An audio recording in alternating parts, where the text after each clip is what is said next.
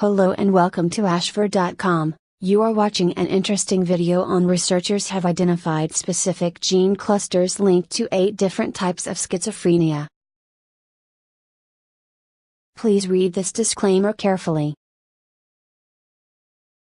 Past studies have indicated that rather than being a single disease, schizophrenia is a collection of different disorders. Now, a new study by researchers at Washington University in St. Louis, MO, claims the condition consists of 8 distinct genetic disorders, all of which present their own specific symptoms. Researchers say they identified specific gene clusters linked to 8 different types of schizophrenia, all of which presented recognizable symptoms.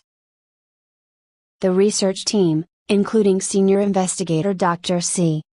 Robert Cloninger, the Wallace Renard Professor of Psychiatry and Genetics at Washington University, says their findings may pave the way for better diagnosis and treatment strategies for schizophrenia.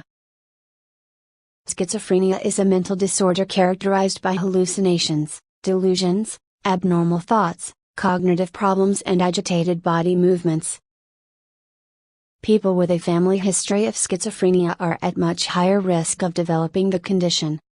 Approximately 1% of the general population in the U.S. have schizophrenia, but it occurs in around 10% of individuals who have a first-degree relative with a disorder.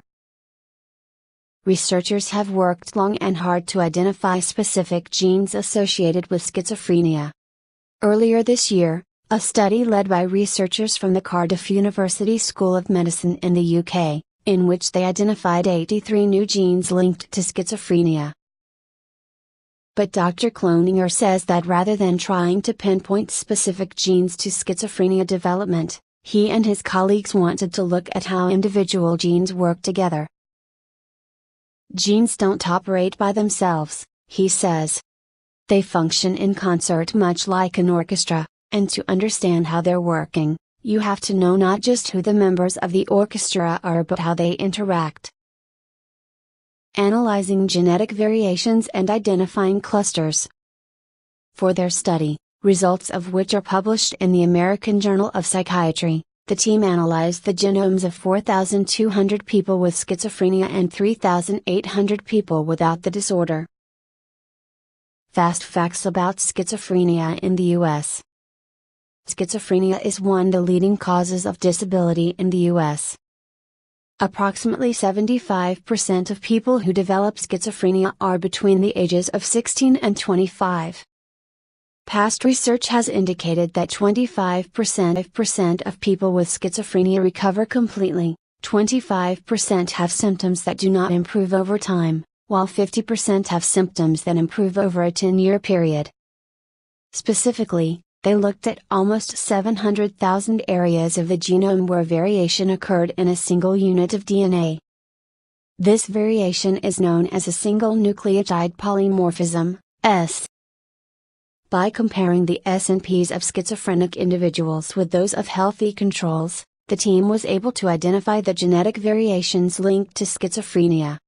Individuals with schizophrenia were divided into groups based on the type and severity of their symptoms. The team looked at how the genetic variations interacted with each other to produce specific symptoms of the disorder. Dr. Cloninger and colleagues say they identified specific gene clusters associated with 8 different types of schizophrenia, all of which present recognizable symptoms. For example, the team discovered a gene cluster that posed a 95% risk of schizophrenia, which they specifically linked to hallucinations or delusions. The researchers also analyzed 2 other databases of individuals with schizophrenia and were able to replicate their findings. What we've done here, after a decade of frustration in the field of psychiatric genetics, is identify the way genes interact with each other, how the orchestra is either harmonious and leads to health, or disorganized in ways that lead to distinct classes of schizophrenia, says Dr. Cloninger. Genes work in concert to disrupt brain structure and function, causing schizophrenia. The team explains that individual genes linked to schizophrenia only have weak and inconsistent associations with the disorder. But when these genes interact and work as clusters, they pose a 70 to 100% risk of developing schizophrenia, meaning those with such clusters are unlikely to avoid the disorder. Commenting on their findings, co-investigator Dr. Dragan Svakic, a professor of psychiatry at the university, says, "In the past, scientists had been looking for associations between individual genes and schizophrenia. When one study would identify an association, no one else could replicate it. What was missing was the idea that these genes don't act independently. They work in concert to disrupt the brain's structure and function, and that results in the illness." The researchers believe their findings could lead to better diagnosis and treatments for people with schizophrenia. By identifying genetic variations in people with schizophrenia and linking them to specific symptoms, they say it may be possible to target treatments to specific pathways that contribute to the disorder. The team says the approach used in this study may also improve understanding of how genes collaborate to cause other common disorders. People have been looking at genes to get a better handle on heart disease, hypertension and diabetes, and it's been a real disappointment, says Dr. Cloninger.